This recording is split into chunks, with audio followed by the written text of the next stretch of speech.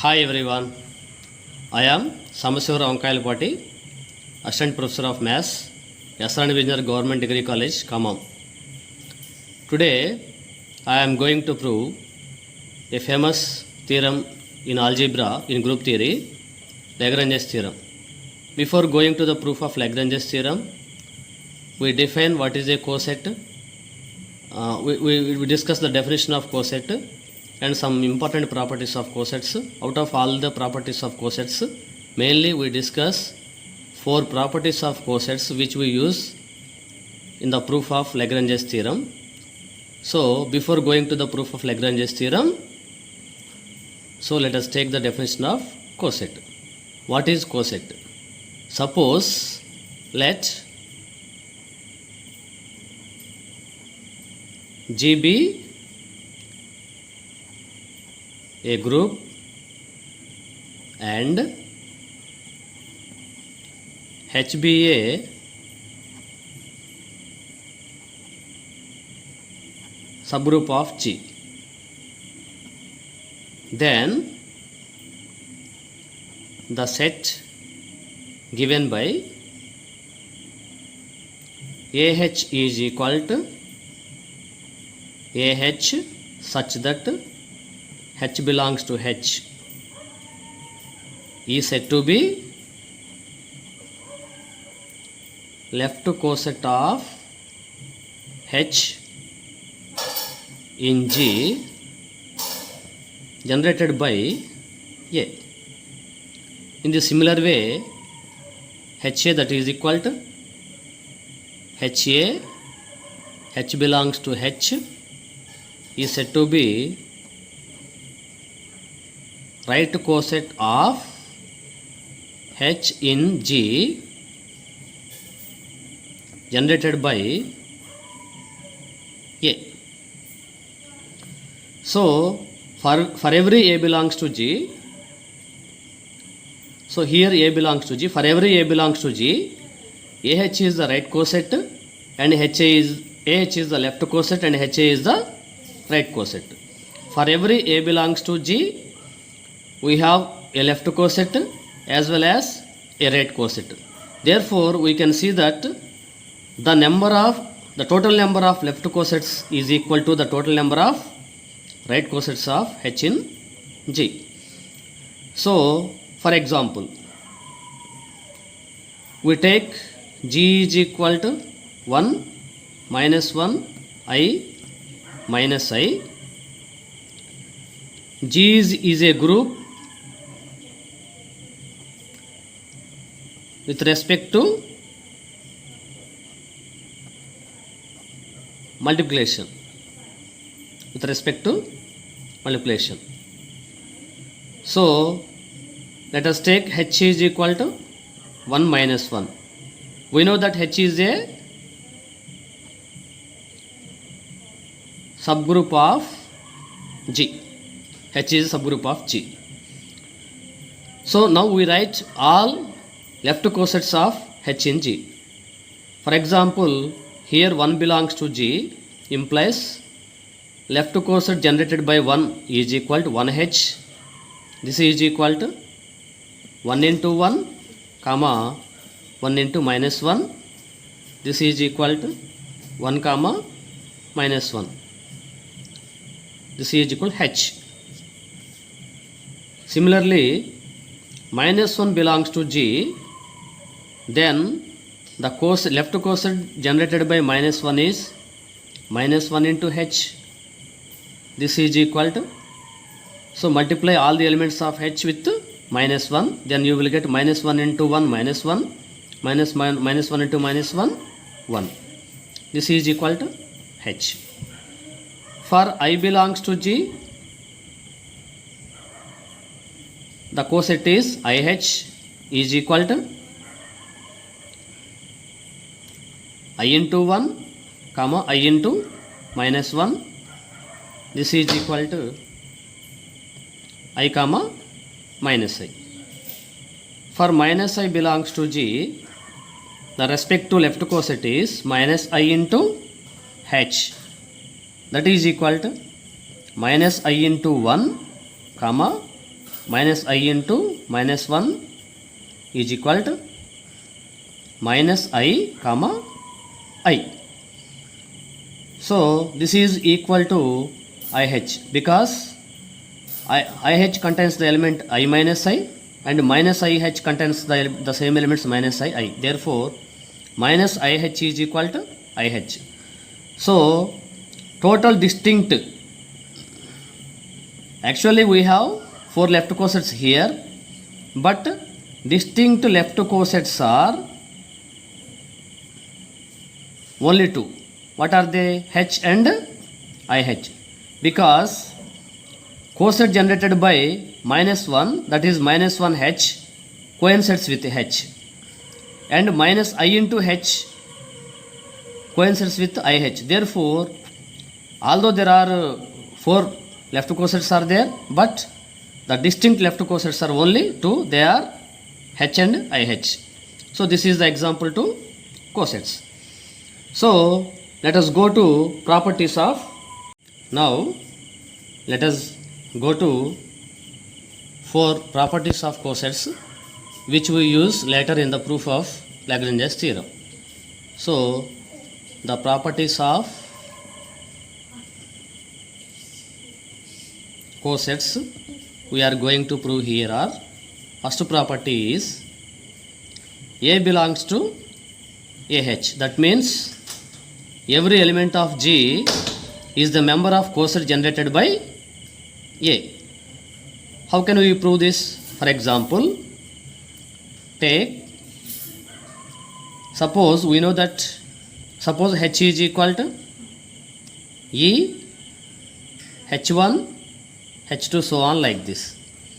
How can we write E here? Because H is a subgroup of G, that means H is itself a group. So by identity property, every group must contain identity element. Therefore, E must be the member of H. So for A belongs to G, the coset generated by A is AH is equal to AE. So how can you get the elements of coset AH? By multiplying the elements of H with A from left side, we can get the elements of AH. Therefore the elements of H are A into E, AE, AH1, AH2, so on, like this. So but we know that AE is equal to A since E is the identity element. Therefore from this we can see that AH is equal to A, AH1, AH2, so on. So from this it is clear that A is a member of the coset AH. Therefore we can say that A belongs to AH. And second property is, whenever A belongs to H, then AH is equal to H. For example, suppose this is a group G and this is subgroup H. So A belongs to G means A may be here in this region or A may be in H also. So for the elements in H, that means whenever A is the element of H,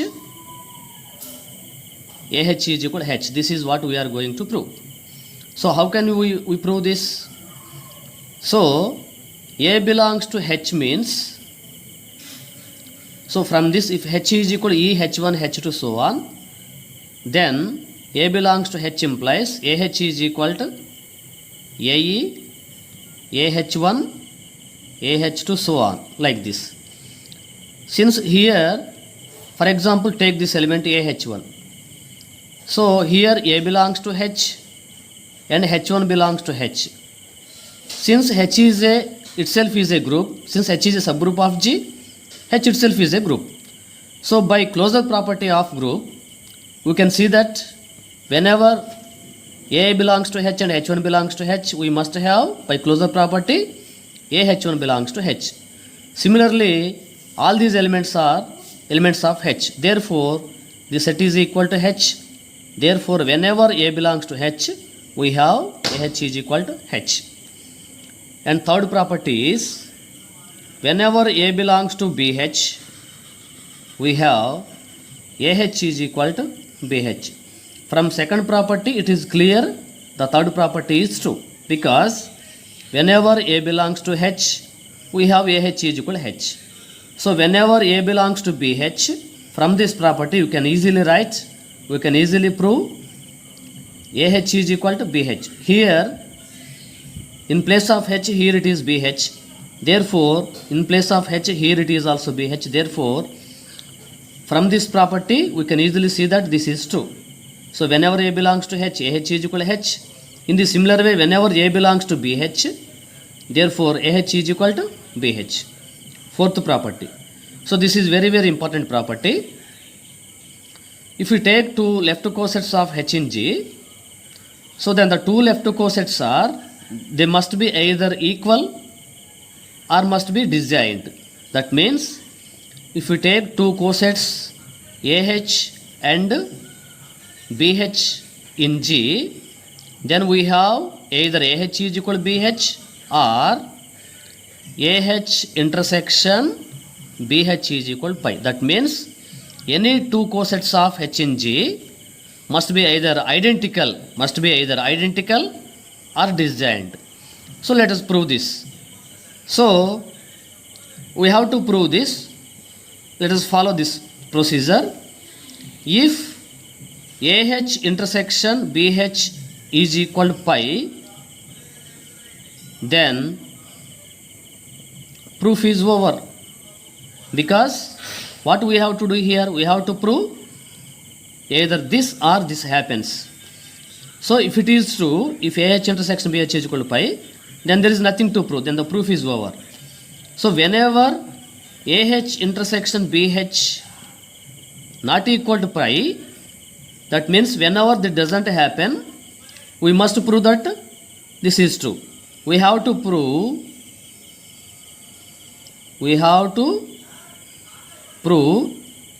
AH is equal to BH. For this,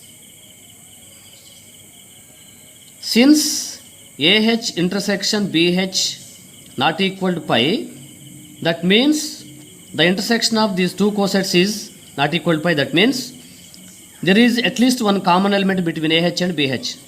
So we can pick some element X such that X belongs to AH intersection BH. This implies X belongs to AH and X belongs to BH. This implies, so from third property it is clear that whenever A belongs to BH, we have AH is equal to BH. So in the similar way, whenever X belongs to AH, we must have XH is equal to AH. And here we must have, in the similar way, XH is equal to BH. From these two statements, we can see that here XH is equal to AH and here XH is equal to BH. We can see that AH is equal to BH from these two statements.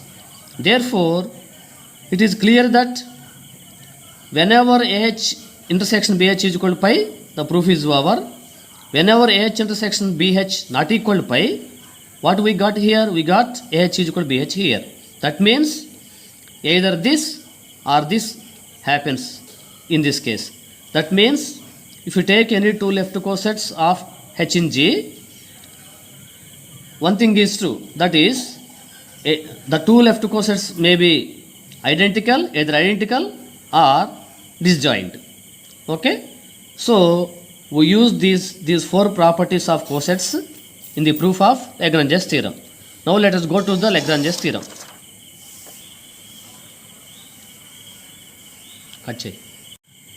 Now let us prove a very famous and very important theorem, that is Lagrange's theorem in group theory. So this is the statement of Lagrange's theorem. What is the statement of Lagrange's theorem? If G is a finite group and H is a subgroup of G, then order of H divides order of G. This is the main statement of Lagrange's theorem. So let us see once again. If G is a finite group and H is a subgroup of G, then order of H divides order of G. This is the statement of Lagrange's theorem. So also moreover, the number of left cosets of H in G is order of G by order of H. So first of all, we prove the main statement of Lagrange's theorem, and with the help of this we prove this statement. So before going to that, so what is given? Before going to the proof, what is given here? G is a finite group and H is a subgroup of G. Since G is finite and H is subgroup of G, we can see, therefore H is also finite. Now let A1H, A2H, so on, ARH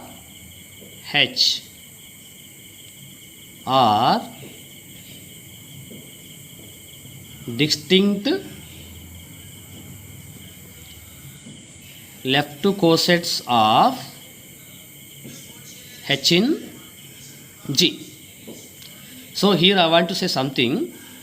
So we know that for every element of G, we have a left coset and as well as a right coset. Therefore, the total number of left cosets is equal to the total number of right cosets. So also we can see that all the properties that are followed by left cosets also followed by right cosets. Therefore, whenever you want to prove the properties of cosets, it is enough to prove the properties of left cosets, and as well as the same properties may be applicable to the right cosets also. So in this case also, in the proof of Lagrange's theorem, we are taking left cosets. So with the help of right cosets also, in terms of right cosets also, we can prove Lagrange's theorem. So here A1H, A2H, so on ARH. These are the distinct left cosets of H in G. How many left cosets are there? How many distinct left cosets are there? There are R distinct left cosets of H in G. So now let A belongs to G. Then we know that we have a coset. Since A belongs to G, we have a coset generated by A, that is AH. But these R cosets are only the total distinct left cosets of H in G. This coset must coincide with any one of these cosets, because total distinct cosets are only R are there. But this should not be other than these cosets. Therefore, AH must coincide with any one of these cosets. Therefore, we must have AH is equal to AIH for some I is equal to 1, 2, so on, n. That means AH must coincide with any one of these R cosets. Okay. We know that from first property of cosets we have proved already. A belongs to AH. Therefore, we have A belongs to AH. This implies A belongs to AIH. Since AH is equal to AIH, we can write A belongs to AH implies A belongs to AIH. This implies A belongs to A1H union, A2H union, so on, union ARH. How can we say this? Since A is a member of AIH and AIH one of these are cosets, therefore A must be the member of union of all these cosets. Therefore, A must belongs to A1H union, A2H union, so on, ARH. From this we can see that we have taken A belongs to G, and finally we have proved that A belongs to A1H union, A2H union, so on, union ARH. Therefore, from this we can say that G is subset of A1H union, A2H union, so on, union ARH. Say this is statement number 1. To prove the opposite direction of this statement, we prove here this. Since each coset is subset of G, that means each of these cosets is a subset of G. We have the union of all these cosets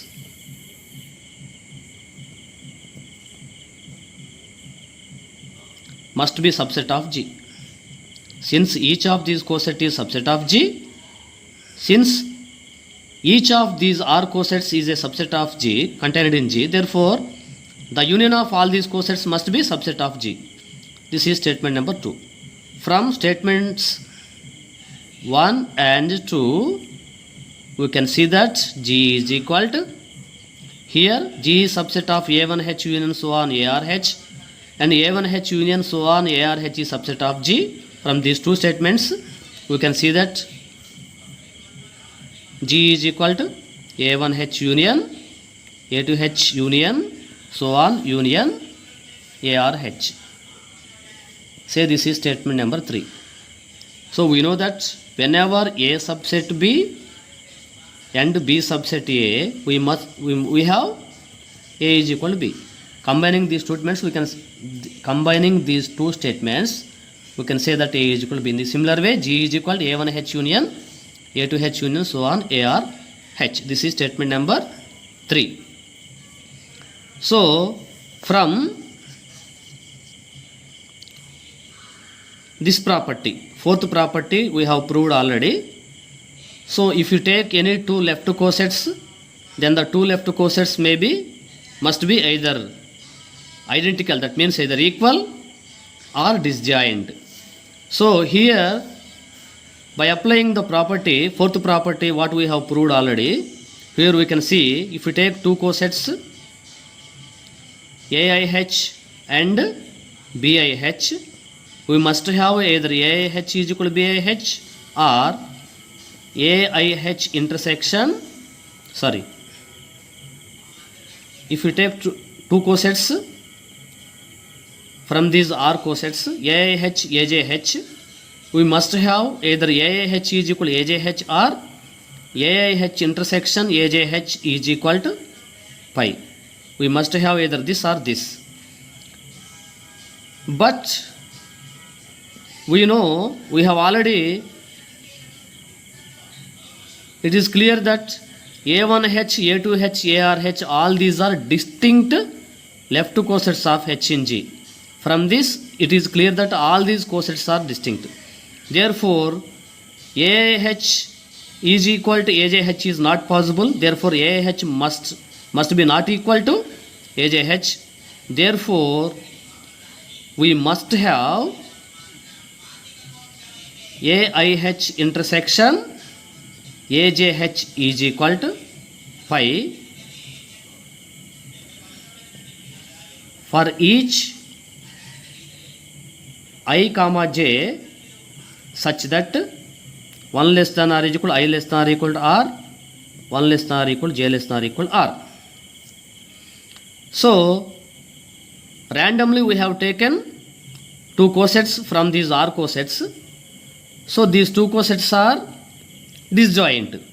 So from this we can say that all these R left cosets are disjoint. Therefore from this we can say that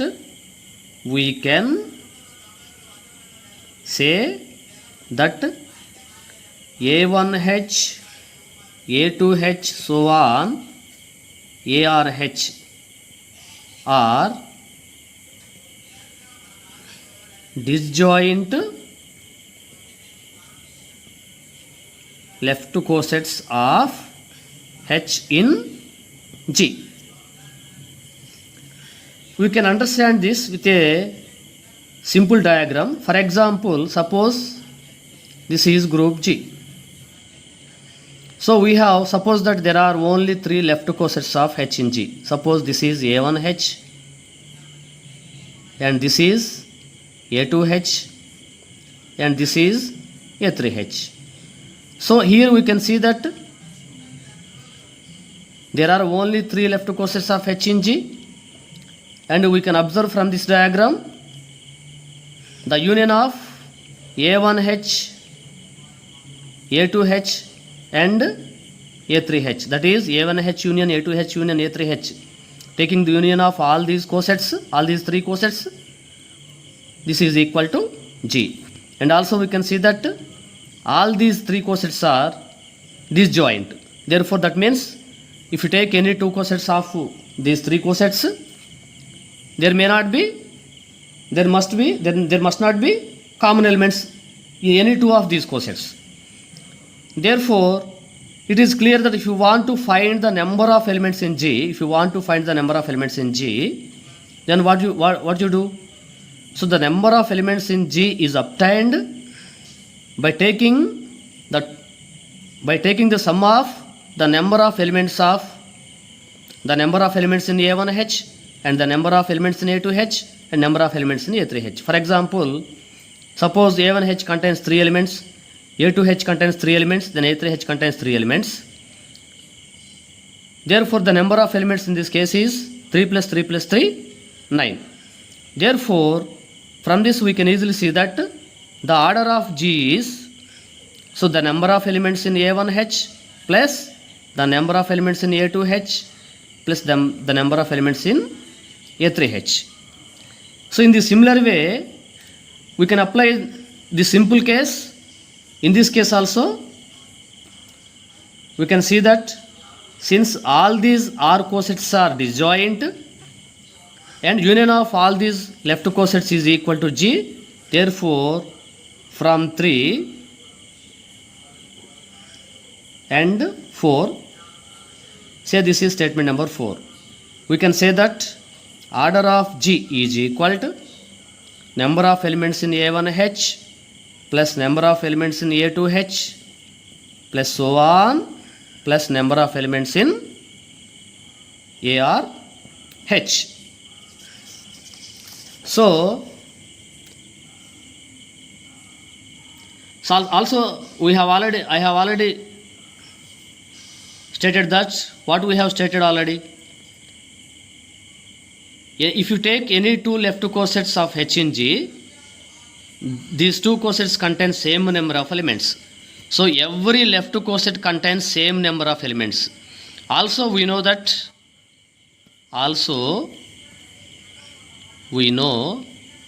that H itself a coset of H in G. H is also a coset of H in G. How can you see this? We can say this. For example, G, since G is a group, E is identity element of G, E belongs to G. So what is the coset generated by EH? If A belongs to G, then the coset generated by A is nothing but AH. So since E belongs to G, the coset generated by the identity element E is nothing but EH. But since E is identity element, we can see that EH is equal to H. That means H itself is a coset of H in G which is generated by E. Therefore, already we have seen that in any two left cosets there are same number of elements. Therefore, the number of elements in A1H is equal to the number of elements in A2H equal to the number of elements in A3H equal so on the number of elements in ARH, and all these equal to the number of elements in H, because H is also a coset of H in G. Therefore, we can see that order of A1H, number of elements in A1H is equal to order of H, number of elements in A2H is equal to order of H, and in similar way order of ARH is equal to order of H. Therefore, from statement number, see this is statement number 5. What is this? Order of G is equal to order of A1H plus order of A2H plus so on plus order of ARH. Therefore, by replacing order of A1H with order of H, in the similar way, by replacing all the orders with the order of H, because all these orders equal to order of H, we can get order of G is equal to, from statement number 5, we can get order of G is equal to order of H plus so on plus order of h.